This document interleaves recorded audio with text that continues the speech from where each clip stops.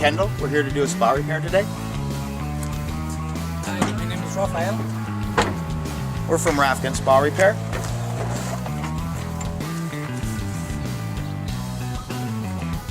We've been doing the repairs now for over 25 years.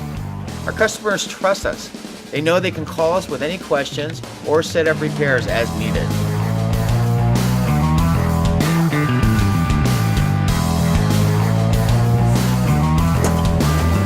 Coming back to the truck to get a part for the repair today so the customer could be in the spa tonight once I have it repaired.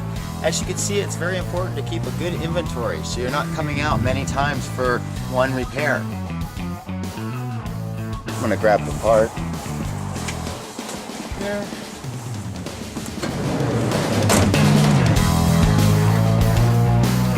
Just getting ready to finish up the spa repair, so I'm gonna go inside the control box and check your amps so the spa's performing properly. Grab the amp meter.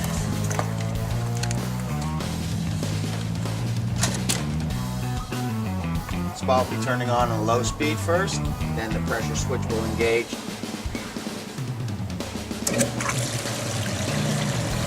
Once the spa turns on, the relay will drop and let the heater get the power so I can pull the amps off of it to make sure it's operating properly.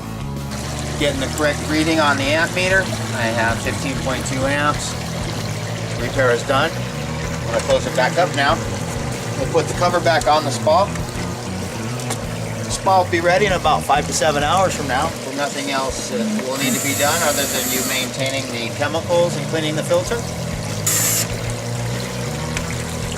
I'm going to put the cover back on because the temperature's just flying away and it's just a waste of money. So when we get done here, we're going to put the cover back on and you open it up as needed for your chemicals or when you're using it. Just remember to keep it closed when not in use.